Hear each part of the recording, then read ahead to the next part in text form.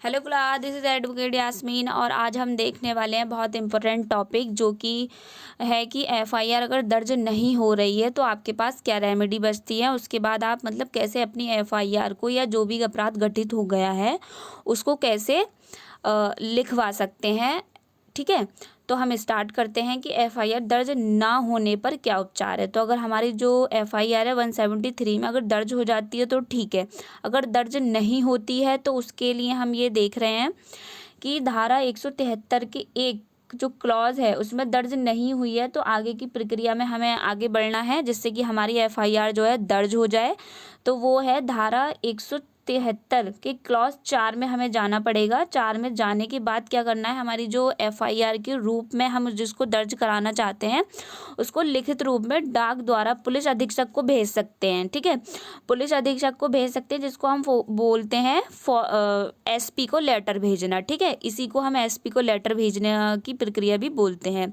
वहीं जो है एसपी को भेजने के बाद अगर मान लो ये उसे लग रहा है मामला की संज्ञेय अपराध से संबंधित है तो वो जो अधिकारी है जिसको भेजा है वो तो स्वयं कर सकता है या फिर अपने जो सबऑर्डिनेशन में कोई भी पुलिस ऑफिसर्स हैं जो अधीनस्थ पुलिस अधिकारी हैं उनसे भी ये कार्य करा सकता है।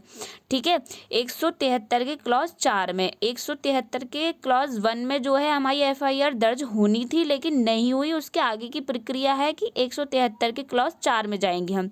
4 में जाने के बाद क्या है, वहाँ पर लिखित रूप में देंगे एसपी को लिखने के बाद हम वहाँ पर वो स्वयं भी कर सकते हैं और अधीनस्थ भी। ठीक है, उसके बाद क्या है, वही जो आवेदन है हम मजिस्ट्रेट को भी भेज सकते हैं। इनको भेजने के बाद एसपी को हम मजिस्ट्रेट को भी दे सकते हैं। फिर अगर मान लो यहाँ पर हमारा जो रिपोर्ट थी वो दर्ज नहीं हुई, उसके आगे की प्रक्रिया क्या है, जो हम धारा 175(3) में जाएंगे। जो हमारी ये हम जो प्रोसीजर देख रहे हैं ये मैं आपको बता दूं कि बीएनएसएस के तहत देख रहे हैं, जो हमारी भारतीय न्याय सुरक्षा संहिता 2023 है उसके अकॉर्डिंग देख रहे हैं। तो उसके सेक्शन जो हैं वो अब चेंज हो चुके हैं क्योंकि प्रोसीजर तो सेम ही है लेकिन जो सेक्शंस हैं वो चेंज हो गए हैं। पहले जैसे मान लो जो धारा हम अब 175 का क्लॉज 3 पढ़ रहे हैं वो 156 के क्लॉज 3 में जाती थी। तो ठीक है, इसका भी याद रखना है कि हम जो ये प्रोसीजर देख रहे हैं बीएनएस 2023 का देख रहे हैं जो कि 1 जुलाई 2024 से लागू कर दी गई है।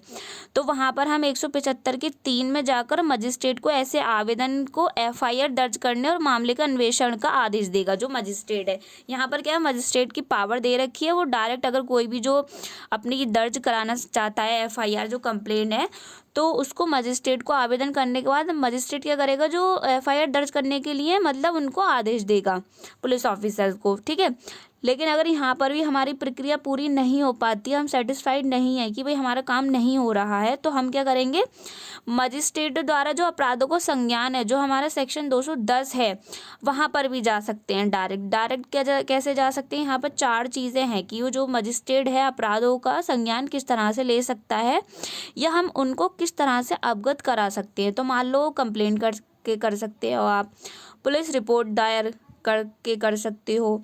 अगर पुलिस ये परिवाद पर भी और पुलिस रिपोर्ट पर भी नहीं हो रहा है तो मजिस्ट्रेट, आपने देखा होगा कि बहुत से मजिस्ट्रेट सुओ मोटो कॉग्निजेंस ले लेते हैं। तो इसका ही नाम जो 3rd पॉइंट है हमारा स्वयं सुओ मोटो कॉग्निजेंस होता है। इसका मतलब ये होता है कि स्वतः ही संज्ञान ले लेना।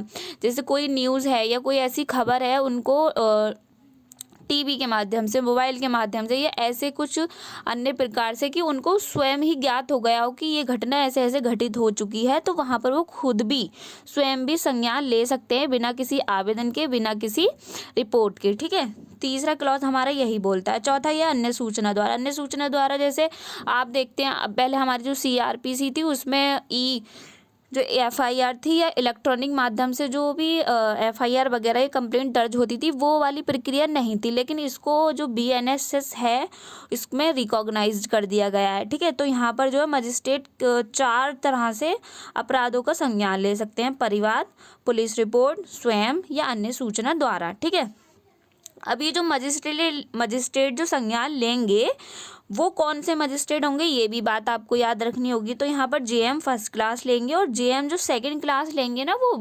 एम्पावर्ड बाय सीजीएम के द्वारा लेंगे, वो खुद ही नहीं ले सकते। जब तक उनको सीजीएम एम्पावर्ड नहीं करेगा तब तक वो आगे का संज्ञान नहीं ले सकेंगे। ठीक है, तो आज की वीडियो में इतना ही। वीडियो अच्छी लगी हो तो लाइक करें, शेयर करें, सब्सक्राइब करना बिल्कुल ना भूलें। Thank you.